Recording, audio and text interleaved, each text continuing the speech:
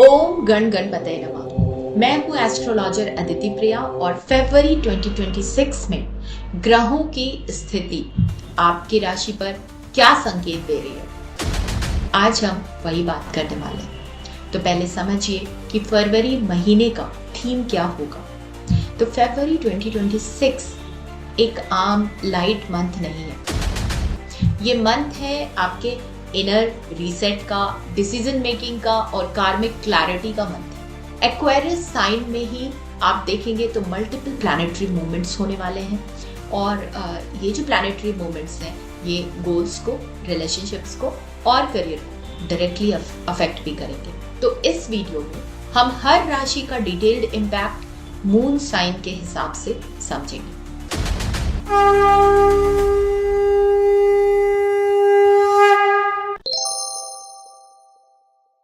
तो अब हम बात करेंगे वृषभ राशि के बारे में। फरवरी 2026 की डिटेल्ड एनालिसिस।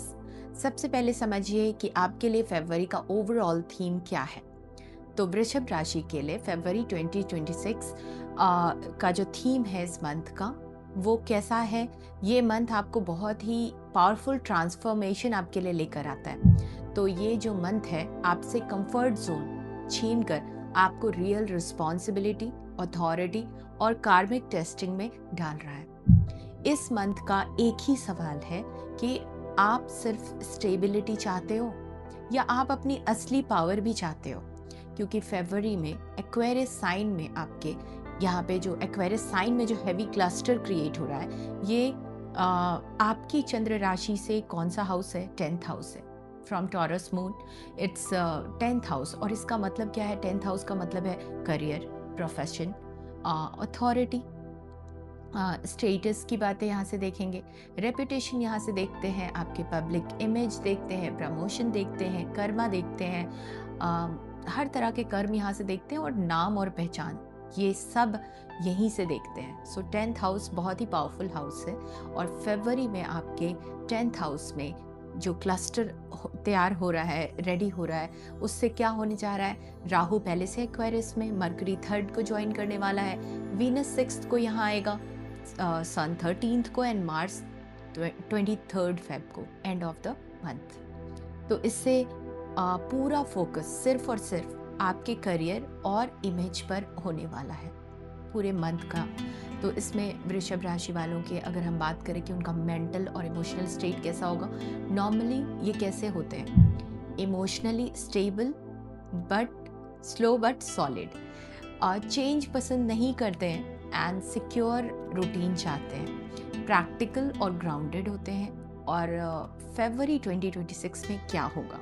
तो इमोशनल प्रेशर इंक्रीज होगा, माइंड हैवी फील करेगा, आप रिस्पॉन्सिबिलिटी का बहुत ज़्यादा वेट महसूस करेंगे और मुझे सब कुछ संभालना ही पड़ेगा वाली फीलिंग आपके अंदर में आ सकती है। राहु 10th हाउस आने से आपको वैलिडेशन चाहिए, पूछकर कोई बोले, अप्रिशिएशन की भूख आपके अंदर रहेगी। पब्लिक इमेज को लेकर एंजाइटी हो सकती है, लोग क्या सोच रहे हैं, नहीं सोच रहे, ये मैटर करेगा आपके लिए। एंड जब मिड फेब से सोलर एक्लिप्स के अराउंड सडन इमोशनल एग्जॉशन देखने को मिलेगा, बर्नआउट जैसा फीलिंग, बर्नआउट वाली फीलिंग, मैं कितना कर रहा हूँ, कर रही हूँ, फिर भी क्यों कम लग रहा है, ये हो सकता है, ये फीलिंग आए। इम्पॉर्टेंट बात यहाँ पे समझिए, ये वीकनेस नहीं है, कार्मिक मैच्योरिटी फेज है और आप इमोशनली ग्रो कर रहे हैं इस फेज में, करेक्ट। और आपके करियर, आपके वर्क और प्रोफेशनल लाइफ की आपके बात करें तो फरवरी वृषभ राशि के लिए कैसा रहेगा? ये करियर डिफाइनिंग फेज है आपके लिए, करियर टेस्टिंग मंथ है।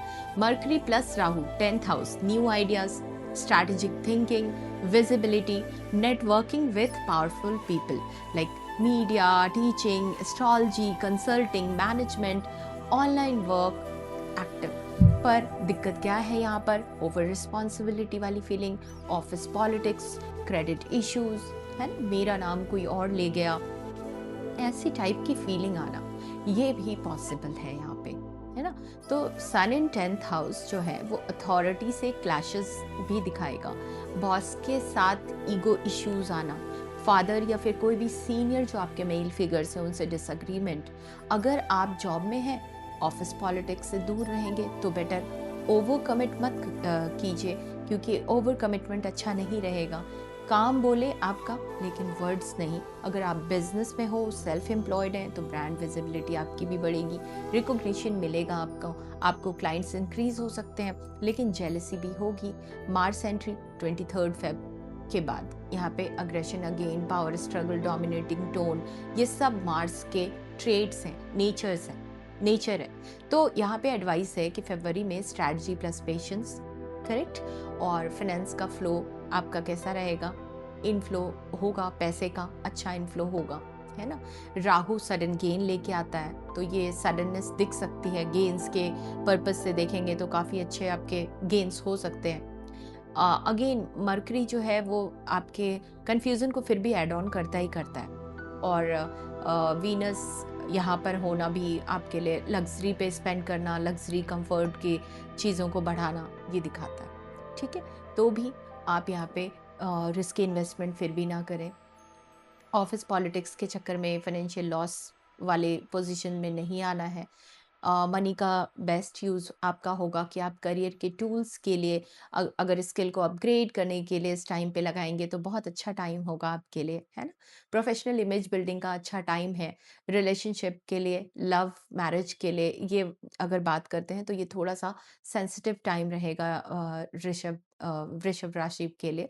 तो मैरिड और कमिटेड लोग जो हैं वो उनको ऐसा फील हो सकता है कि इमोशनल डिस्टेंस फील हो सकता है, और ऐसा लग सकता है कि करियर में आप थोड़े से बिजी हो गए हैं, ये हो सकता है। ईगो क्लैशेस, पावर इम्बैलेंसेस, ये पॉसिबल इश्यूज दिख सकते हैं।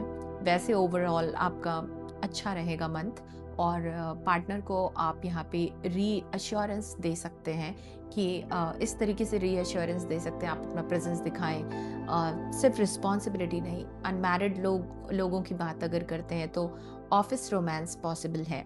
अट्रैक्शन टुवर्ड्स पावरफुल और senior person is possible for you, आपके लिए पॉसिबल है। सीक्रेट रिलेशनशिप से बचना होगा आपको, और फाइनल गाइडेंस आपके लिए यही होगी वृषभ राशि के लिए कि ये मंथ आपसे कंफर्ट नहीं, कमिटमेंट मांग रहा है, क्योंकि आपके लिए ये जो फेज़ है कमिटमेंट का फेज़ है, और ये मंथ आपको स्टेबल नहीं, आपको स्ट्रांग बनाना चाहता है। तो उसको ध्यान में रखिए, अपना सब कुछ फॉलो करें। जो रूटीन है जो आप फरवरी में बिल्ड करेंगे वही मार्च अप्रैल में आपकी पहचान बनेगा। प्रेशर से बचेंगे तो, लेकिन भागना नहीं है, रिस्पॉन्सिबिलिटी से आपको डरना नहीं है।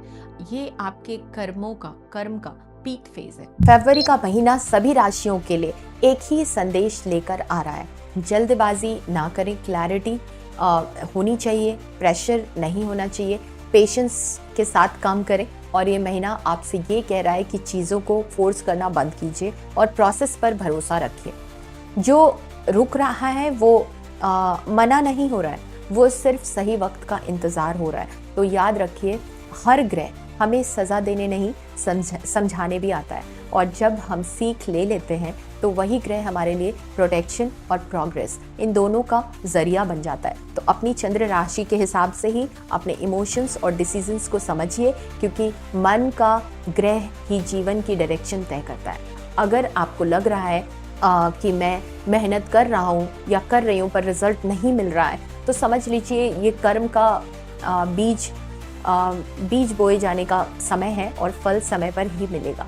तो मैं हूँ एस्ट्रोलॉजर अदिति प्रिया, और आगे भी आपके लिए ऐसे ही सिंपल, ऑथेंटिक और शास्त्र बेस्ड गाइडेंस लेकर आती रहूँगी। अगर ये राशिफल आपको थोड़ा सा भी कनेक्ट हुआ हो तो इसे अपने फैमिली और फ्रेंड्स के साथ ज़रूर शेयर कीजिए, और क्योंकि सही समय पर सही ज्ञान मिलना भी एक आशीर्वाद होता है। तो thank you so much, thank you.